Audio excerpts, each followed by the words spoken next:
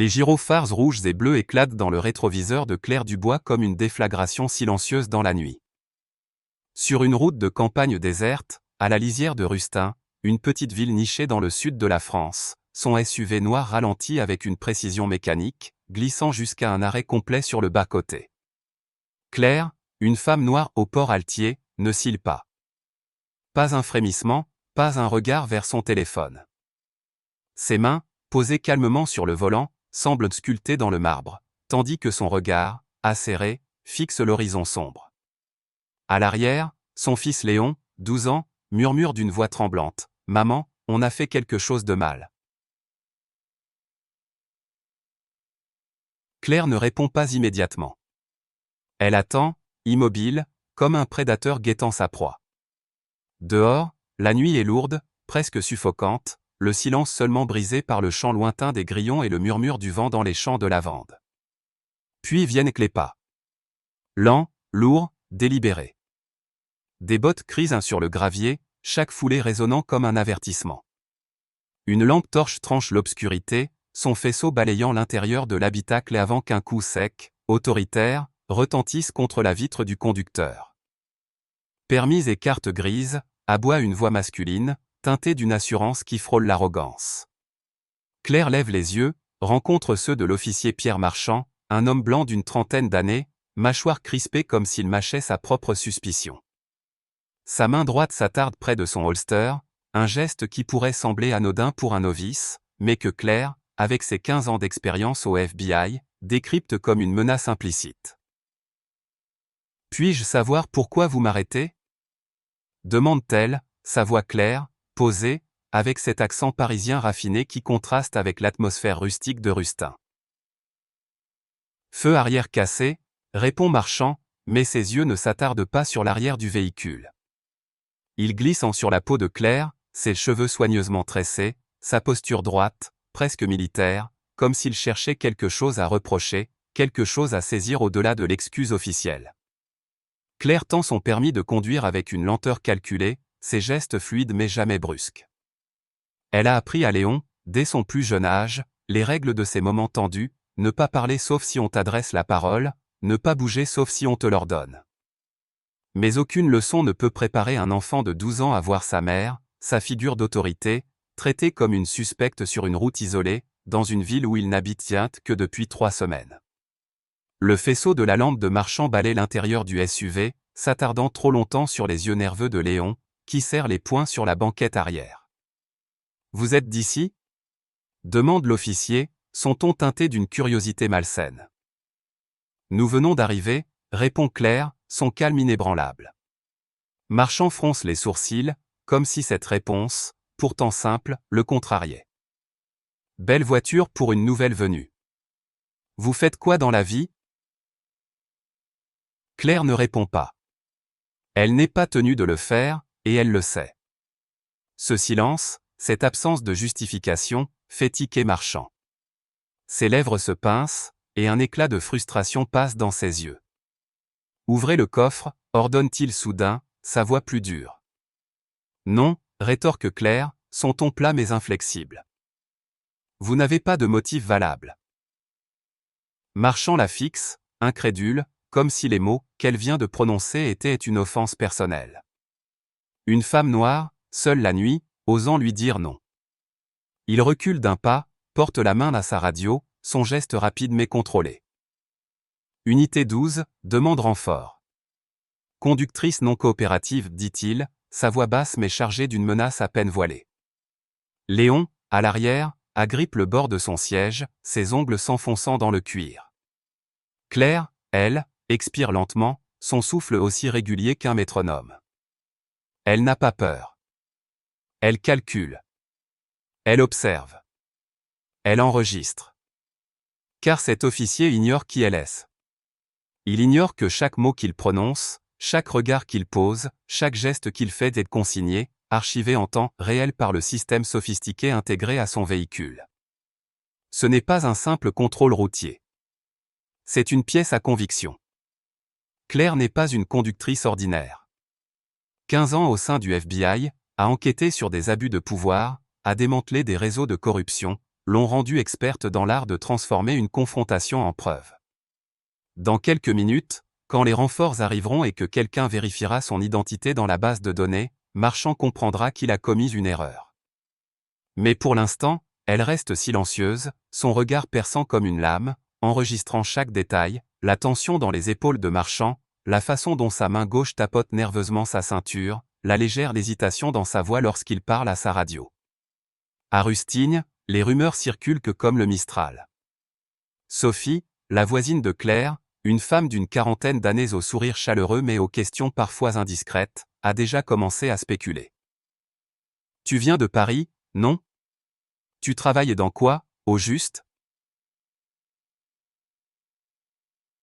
a-t-elle demandé un jour, alors qu'elle se croisait dans la cour de leur immeuble.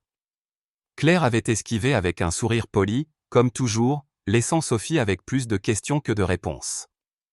Jacques, le patron du café Le Vieux Moulin, un homme jovial aux cheveux grisonnants et à l'accent provençal chantant, a lui aussi remarqué Claire. « Elle a l'air de quelqu'un qui sait des choses », murmure-t-il à ses clients irréguliers, essuyant son comptoir avec un chiffon usé. Elle ne parle pas beaucoup, mais elle observe. Comme un flic, ou pire. Ce soir-là, alors que Marchand attend ses renforts, Claire sent son téléphone vibrer dans sa poche. Un message, envoyé depuis un numéro masqué, partez avant qu'il ne soit trop tard.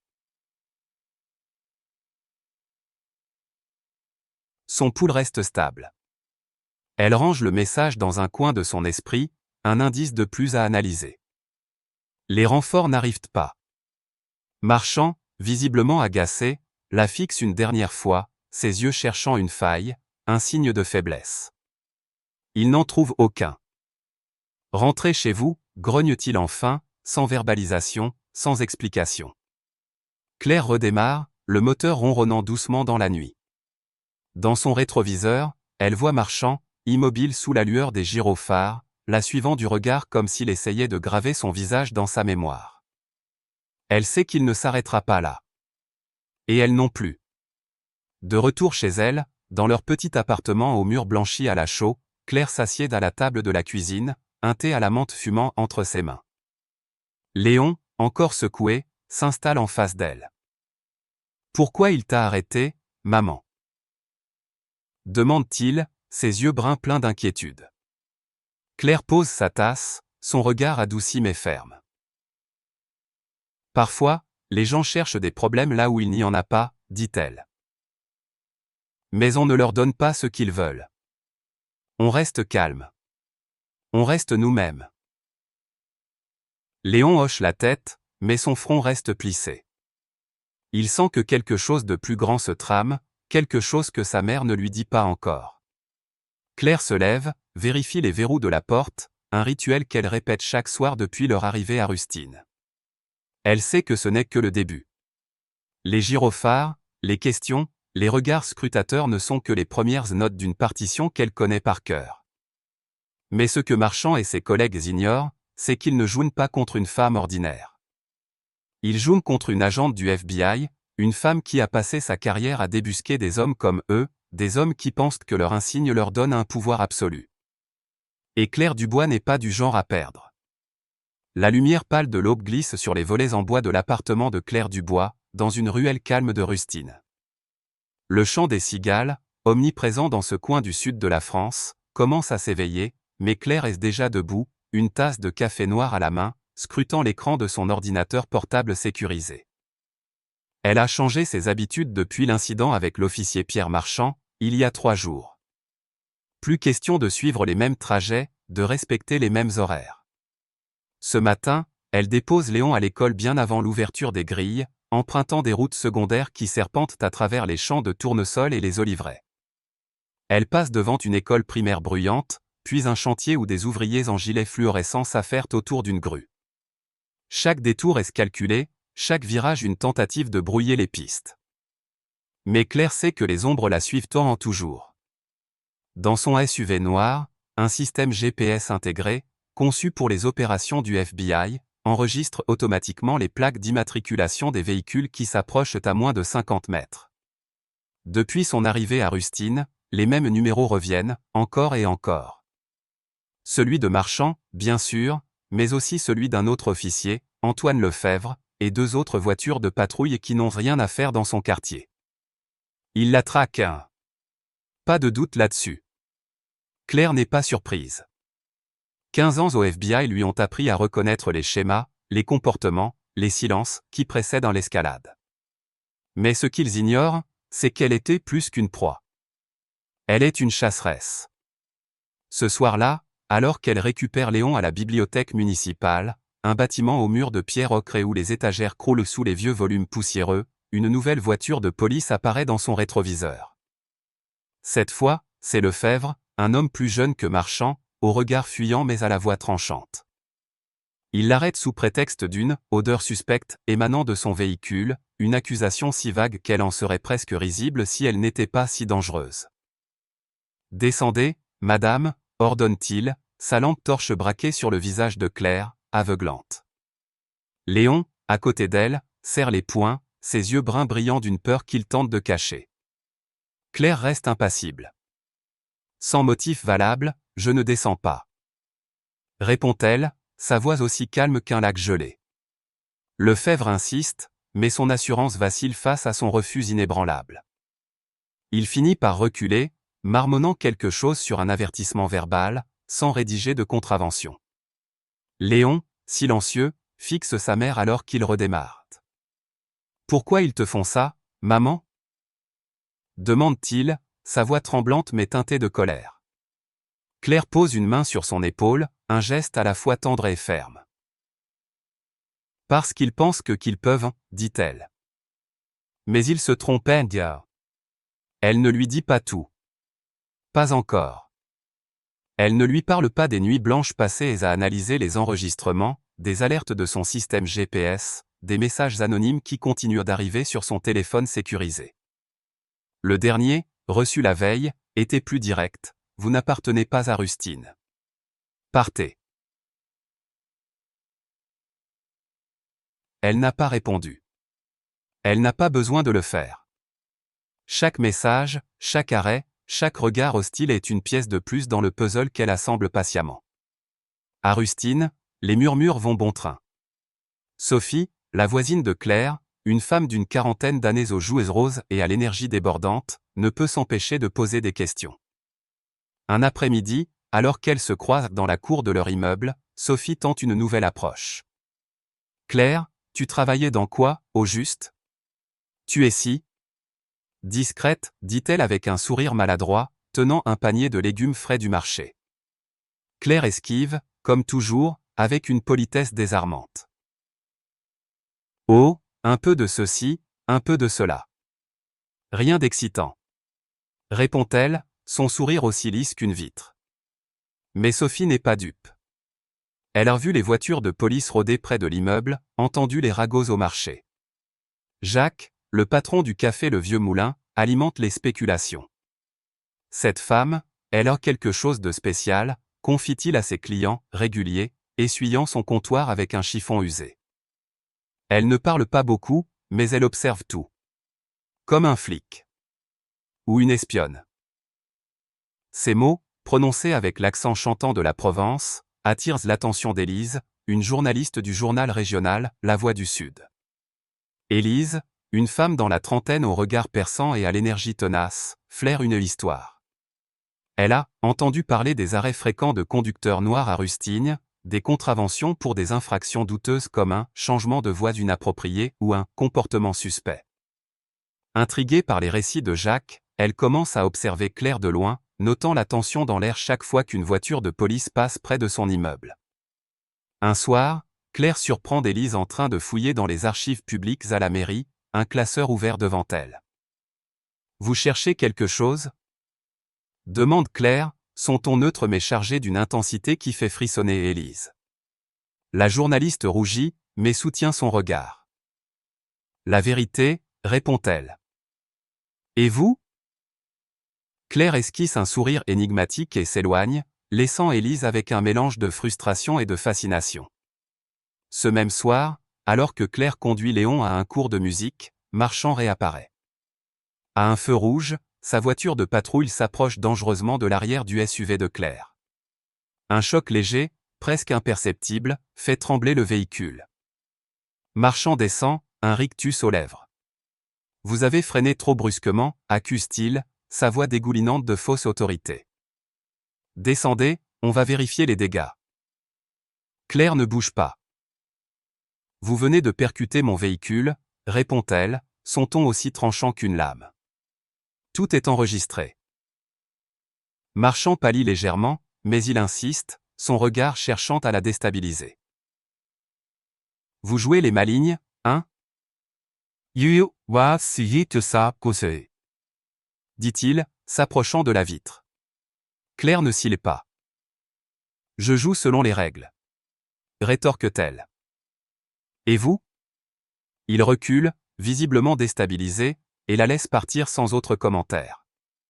Mais Claire sait que ce n'est qu'une question de temps avant que les choses empirent. Elle sent la pression monter, comme un orage qui s'annonce dans le ciel clair de Rustine. De retour chez elle, Claire contacte André, son officier de liaison au FBI, via un appel vidéo sécurisé. L'écran s'allume, révélant un homme d'une cinquantaine d'années, les cheveux grisonnants et le regard fatigué mais alerte. Rustine est une zone à risque, dit-il, sa voix basse et grave. On soupçonne un réseau de corruption dans la police locale, peut-être lié à des contrats douteux avec des entreprises de la région. Ne révèle rien sauf en cas d'absolue nécessité. Claire hoche la tête, son visage impassible. S'ils franchissent la ligne, je n'attendrai pas. Répond-elle. André ne discute pas. Il sait qu'elle est une des meilleures agentes qu'il ait jamais supervisées. Mais il ajoute une mise en garde. S'ils sentent que tu es une menace, ils pourraient essayer de t'isoler. Fais attention. Claire coupe la communication, son regard se perdant dans l'obscurité de la pièce. Elle sait qu'André a raison. Rustine n'est pas une simple petite ville endormie. Il y a quelque chose de pourri ici, quelque chose qui dépasse les simples préjugés raciaux des officiers comme Marchand ou Lefebvre. Le lendemain, Claire prend une décision difficile. Elle envoie Léon chez sa tante Amélie, à Lyon, pour quelques jours. C'est juste pour te protéger, lui explique-t-elle, agenouillée devant lui, ses mains sur ses épaules. Léon, avec ses grands yeux bruns et son air sérieux, hoche la tête sans poser de questions. Il sent l'urgence dans la voix de sa mère, la tension dans ses gestes, même si elle s'efforce de la masquer. Tu vas revenir, hein? Demande-t-il, sa voix tremblante. Claire sourit, un sourire doux mais ferme. Toujours, promet-elle. Elle l'accompagne à la gare, son cœur se serrant alors qu'il monte dans le train, son sac à dos trop grand pour ses petites épaules. Une fois seule, Claire sent le poids de sa mission s'alourdir. Elle n'est pas seulement une mère protégeant son fils. Elle est une agente du FBI, infiltrée dans une ville où chaque regard, chaque mot peut devenir une arme. Elle retourne à son SUV, vérifie les enregistrements du système GPS. Les données confirment ses soupçons. Marchand et Lefebvre ne sont pas seuls. D'autres officiers, hors de leur juridiction, rôdent autour d'elle. Elle note les plaques, les horaires, les lieux. Chaque détail est une munition. Dans l'après-midi, Sophie frappe à sa porte, un plateau de madeleine tout juste sorti du four à la main. Je me suis dit que ça te ferait plaisir, dit-elle, son sourire hésitant. Claire l'invite à entrer, par politesse plus que par envie. Sophie s'assied, triturant nerveusement son tablier. J'ai entendu des choses au marché, commence-t-elle, baissant la voix. Des gens disaient que les flics te ciblent. Ils parlent de toi comme si tu étais dangereuse. Claire hausse un sourcil, mais son visage reste impassible. Les gens parlent beaucoup, Sophie, répond-elle, versant du thé dans 2 tasses en porcelaine. Ils devraient faire attention à ce qu'ils croient. Sophie hoche la tête, mais son regard trahit son inquiétude. Elle sait que Claire cache quelque chose, mais elle n'ose pas insister. Pas encore. Au vieux moulin, Jacques sert un pastis à un client tout en jetant un œil par la fenêtre. Une voiture de police passe lentement devant le café, trop lentement. Il cherche quelqu'un. Murmure-t-il à Élise, qui sirote un café au comptoir, son carnet de notes ouvert devant elle. Et je parie que c'est ta mystérieuse amie. Élise lève les yeux, son stylo suspendu. Ce n'est pas mon amie, corrige-t-elle. Mais elle est intéressante. Elle griffonne une note, son esprit déjà en ébullition. Elle sait qu'il y a une histoire à Rustine, une histoire plus grande que les ragots de café. Et Claire Dubois, avec son calme olympien et ses yeux qui semblent tout voir, est au centre de tout cela. Ce soir-là, alors que Claire vérifie les verrous de son appartement, elle sent la tension monter. Les ombres s'épaississent autour d'elle, mais elle n'a pas peur. Elle est prête. Car dans ce jeu de l'ombre, Claire Dubois n'est pas une victime. Elle est une joueuse, et elle a toutes les cartes en main. La pluie fine tombe en murmure sur les routes de campagne bordant Rustine, transformant les phares des voitures en halo flou. Claire Dubois conduit son SUV noir avec une prudence méthodique, ses yeux scrutant les rétroviseurs, guettant l'inévitable. Depuis des semaines, les arrêts inexpliqués, les regards hostiles et les messages anonymes se sont multipliés, mais ce soir, l'air est différent, chargé d'une tension presque palpable. Elle vient de passer 2 heures à enquêter sur une piste discrète. Une entreprise de remorquage locale, soupçonnée d'être liée à des pratiques douteuses impliquant la police de Rustine. Ses feux arrière sont intacts, elle les a vérifiés ce matin, comme chaque jour désormais, mais les gyrophares rouges et bleus surgissent derrière elle, comme une vieille rengaine. Claire ralentit, s'arrête sur le bas-côté, allume la lumière intérieure et pose ses mains sur le volant, la vitre entr'ouverte juste assez pour laisser passer sa voix. Elle connaît le rituel par cœur. Cette fois, c'est Pierre Marchand, encore lui, qui descend de sa voiture de patrouille, son uniforme trempé par la pluie, son visage crispé par une colère mal contenue. Pas de salutation, pas de formalité. Il va droit au but. Votre feu arrière est cassé. Déclare-t-il, sa lampe torche braquée sur l'arrière du SUV, son ton aussi sec que la route est humide. Claire ne tourne pas la tête. Il était intact ce matin. J'ai un certificat d'inspection dans la boîte à gants ? Répond-elle, sa voix plate, presque mécanique, mais avec une pointe d'acier. Marchand s'approche, son souffle formant de petits nuages dans l'air frais. Vous insinuez que je mens, lance-t-il, un rictus déformant ses lèvres. Claire soutient son regard, imperturbable. Je dis que mon véhicule est en règle. Vous voulez voir les documents ? Il ignore l'offre, son regard s'assombrissant. Descendez du véhicule, ordonne-t-il, sa voix montant d'un cran. Claire cligne des yeux une fois, lentement. Est-ce un contrôle routier ou une tentative d'intimidation ? Demande-t-elle, chaque mot pesé, précis, comme une flèche. Marchand serre les dents, son visage rougissant sous la pluie. Il murmure quelque chose dans sa radio, puis, sans avertissement, il fait un pas vers l'arrière du SUV et donne un coup de pied brutal dans le feu arrière. Le craquement du plastique résonne dans la nuit, suivi d'une alerte sur le tableau de bord de Claire, dommage arrière détecté. Elle ne bouge pas, mais sa voix tranche comme une lame, vous venez de vandaliser ma propriété. Marchand ricane, un son amer et provocateur. Prouvez-le, dit-il, se rapprochant de la vitre, son regard défiant. Claire ne cille pas. C'est déjà fait, répond-elle, son ton si calme qu'il semble presque irréel. À cet instant, elle sait qu'elle a gagné une bataille, mais pas la guerre. Pas encore. 10 minutes plus tard, une seconde voiture de patrouille arrive, ses phares perçant la brume. Antoine Lefebvre, l'officier plus jeune et moins sûr de lui, descend et échange quelques mots avec Marchand, à voix basse, hors de portée d'oreille. Lefebvre semble mal à l'aise, ses yeux passant nerveusement de Marchand à Claire. Puis il vérifie la plaque d'immatriculation du SUV sur sa tablette. Son visage se fige. Il s'approche de Marchand, lui murmure quelque chose à l'oreille.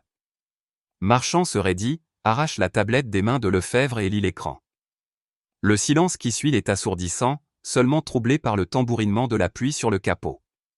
Marchand lève les yeux vers Claire, son assurance envolée, remplacée par une lueur de doute, presque de peur. Vous êtes libre de partir, marmonne-t-il, sa voix à peine audible. Claire hausse un sourcil. Y a-t-il, c'est tout? Demande-t-elle, sans une once de triomphe, juste une froide curiosité. Marchand ne répond pas. Il recule, les poings serrés, son regard fixé sur le SUV alors qu'elle redémarre. Dans le rétroviseur, Claire le voit, immobile sous la pluie, comme un homme qui vient de comprendre qu'il a joué avec le mauvais adversaire. Elle ne rentre pas directement chez elle.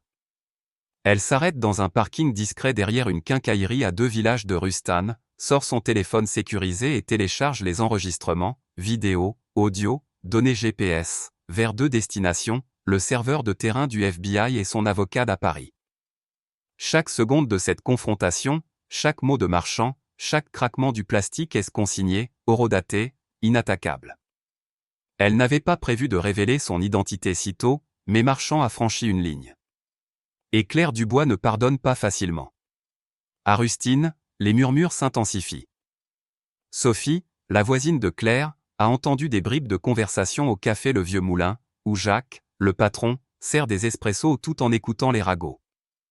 Quelques jours plus tôt, Sophie a surpris une discussion entre 2 officiers, attablés dans un coin sombre du café.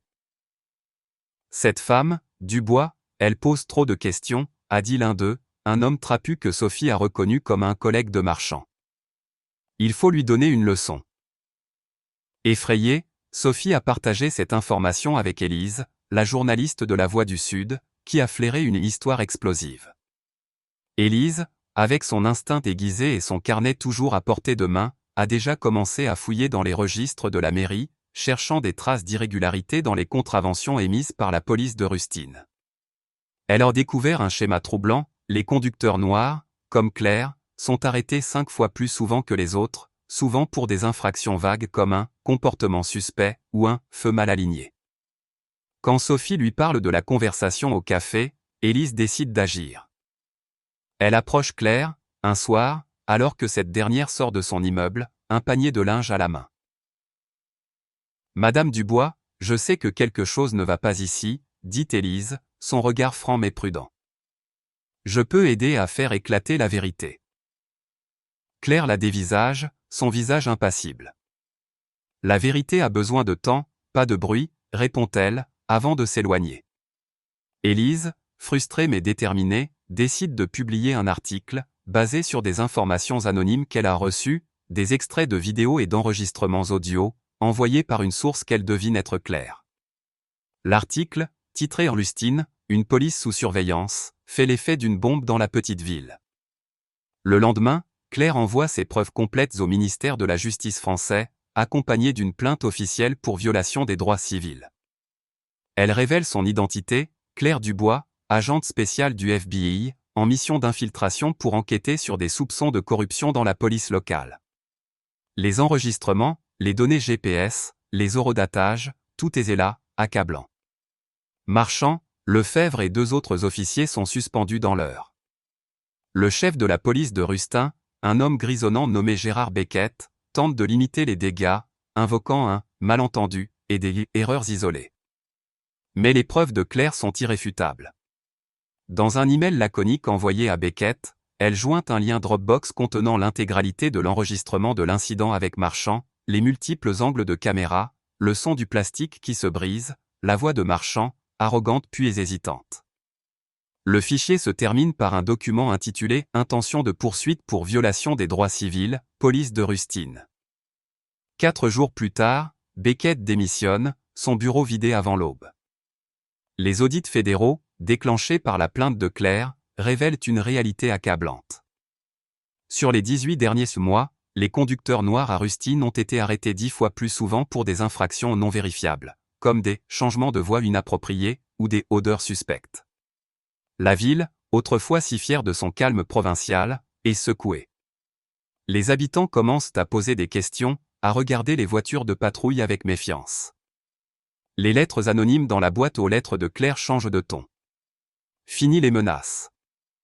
À leur place, des mots de gratitude, écrits à la main sur du papier simple. Merci d'avoir tenu bon, vous avez changé les choses. Sophie, la voisine, frappe à sa porte un matin, les yeux brillants. Je ne sais pas comment tu as fait, dit-elle, mais tout le monde parle de toi. Claire sourit, un sourire discret mais sincère. Je n'ai rien fait d'autre que dire la vérité, répond-elle, servant d'une tasse de thé à la menthe et à Sophie. Léon revient de Lyon quelques jours plus tard, son sac à dos toujours trop grand pour lui. Il est plus silencieux, marqué par les murmures qu'il a entendus chez sa tante, les rumeurs qui circulent sur Internet. À l'école, les enfants parlent de sa mère, la femme qui a fait plier la police. Un soir, assis à la table de la cuisine, il pose une question, sa voix hésitante. « Maman, c'est vrai que tu as tout changé ici ?» Claire prend une gorgée de thé, réfléchit un instant. « J'ai juste dit la vérité, » dit-elle enfin. « Et je me suis assurée qu'elle soit entendue. » Léon hoche la tête, un sourire timide éclairant son visage. Il comprend, peut-être pour la première fois, que le courage n'est pas toujours bruyant, que la justice ne vient pas toujours avec des sirènes. Parfois, elle arrive dans le silence d'une femme qui refuse de plier. Claire ne reste pas à Rustine. Sa mission est terminée. Elle emballe ses affaires, ferme le dossier, et prépare Léon pour une nouvelle vie ailleurs. Le SUV noir, avec son feu arrière cassé, reste tel quel, un rappel de ce qui s'est passé cette nuit-là sous la pluie. Pas seulement un dommage matériel, mais une fracture dans l'idée que la politesse, la prudence, le respect des règles suffisent à être traité comme un être humain. Ils n'ont pas vu Claire comme telle. Mais elle leur a montré autre chose, la responsabilité. Et c'est suffisant. Alors qu'ils quittent Rustine, Léon regarde par la fenêtre, les champs de lavande défilant sous un ciel clair. « Ils vont encore essayer de t'embêter ?» demande-t-il. Claire sourit, ses yeux fixés sur la route. « Ils ont déjà essayé. » dit-elle. Et ils ont appris. À Rustine, les arrêts injustes diminuent. Les voitures de patrouille ne rôdent plus devant l'immeuble de Claire. Et dans les rues, les habitants commencent à marcher un peu plus droit, comme si un poids invisible s'était levé.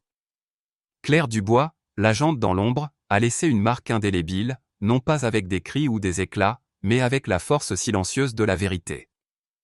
L'histoire de Claire Dubois, une agente du FBI infiltrée dans la petite ville de Rustane, est bien plus qu'un simple récit de confrontation avec une police locale corrompue. C'est une leçon de résilience, de courage discret et de la puissance de la vérité face à l'injustice. En tant que Français, où les valeurs de liberté, d'égalité et de fraternité sont ancrées dans notre identité nationale, cette histoire résonne profondément. Elle nous pousse à réfléchir à la manière dont nous affrontons les injustices dans notre propre vie, que ce soit dans nos interactions quotidiennes, au travail, ou dans nos communautés.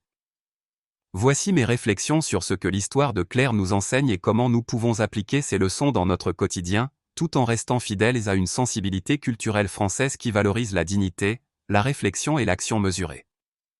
Tout d'abord, l'histoire de Claire met en lumière la force du calme face à la provocation. Dans une société française où l'élégance et la maîtrise de soi sont souvent admirées, le comportement de Claire incarne ces qualités. Face aux arrêts injustifiés, aux accusations infondées et aux tentatives d'intimidation, elle ne cède jamais à la colère ou à la peur. Elle reste posée, calculatrice, et transforme chaque confrontation en une opportunité de recueillir des preuves. Cette approche nous enseigne une leçon précieuse. Dans les moments de tension, la maîtrise de soi est une arme puissante. Que ce soit face à une injustice au travail, indifférente avec un voisin ou une confrontation dans l'espace public, répondre avec calme et raison, plutôt qu'avec impulsivité, nous permet de garder le contrôle de la situation. En France, où le débat et la discussion sont des piliers de la vie sociale, adopter une posture réfléchie, comme celle de Claire, peut désamorcer les conflits et renforcer notre crédibilité. Ensuite, l'histoire de Claire nous rappelle l'importance de la vérité comme outil de justice. En tant qu'agente du FBI, elle ne se contente pas de subir les injustices, elle documente, enregistre, et construit un dossier irréfutable. Cette rigueur méthodique reflète une valeur profondément française. La quête de justice à travers des moyens légaux et rationnels. Dans notre vie quotidienne, cela nous incite à ne pas rester passifs face aux abus, qu'ils soient petits ou grands. Par exemple, si nous sommes témoins de discrimination au travail ou dans notre communauté, nous pouvons, comme Claire, recueillir des preuves, documenter les faits et utiliser les canaux appropriés, comme les syndicats, les associations ou les institutions, pour faire entendre notre voix. En France, où le système judiciaire et les droits des citoyens sont des piliers, cette approche est non seulement possible, mais encouragée. Un autre enseignement de cette histoire est la protection des plus vulnérables, incarnée par l'attitude de Claire envers son fils, Léon. Elle le guide avec douceur, lui enseigne comment rester calme face à l'adversité, et le met à l'abri lorsque la situation devient dangereuse. Cette attention portée à l'éducation et à la sécurité des siens est une valeur universelle, mais particulièrement résonante dans la culture française, où la famille et l'éducation des enfants occupent une place centrale. Nous pouvons appliquer cette leçon en étant des modèles pour les jeunes générations, en leur apprenant non seulement à respecter les règles, mais aussi à reconnaître et à contester les injustices avec intelligence et courage. Cela peut se traduire par des discussions ouvertes avec nos enfants ou nos proches sur des sujets comme l'égalité et la justice, ou par un engagement dans des associations locales qui soutiennent les plus démunis. Enfin, l'histoire de Claire nous interroge sur notre propre rôle dans la société. Elle aurait pu se contenter de révéler son identité d'agente du FBI dès le premier arrêt, mettant fin aux intimidations. Mais elle choisit de rester discrète, de construire son dossier, de laisser la vérité parler d'elle-même. Cette retenue, ce choix de l'efficacité sur la théâtralité, est une leçon pour nous tous. En France, où l'on valorise souvent l'action réfléchie plutôt que les éclats dramatiques, nous pouvons nous inspirer de Claire pour agir avec intention et persévérance. Que ce soit en dénonçant une injustice dans notre quartier, en soutenant une cause sociale ou en participant à la vie civique, chaque petit geste compte. Comme Claire, nous pouvons choisir de ne pas nous taire, de ne pas détourner le regard, mais de construire, jour après jour, un monde plus juste. Si cette histoire de courage et de vérité vous a touché, même un peu, je vous invite à agir. Cliquez sur « J'aime » pour montrer votre soutien, partagez cette vidéo pour que d'autres puissent entendre l'histoire de Claire, et abonnez-vous à notre chaîne Histoire de vie pour découvrir d'autres récits inspirants. Laissez un commentaire pour partager vos réflexions. Que vous évoque cette histoire? Comment pouvons-nous, ensemble, faire entendre la vérité dans nos propres vies? Rejoignez notre communauté, car chaque voix compte, et ensemble, nous pouvons faire résonner les histoires que l'on a trop longtemps tenté de faire taire.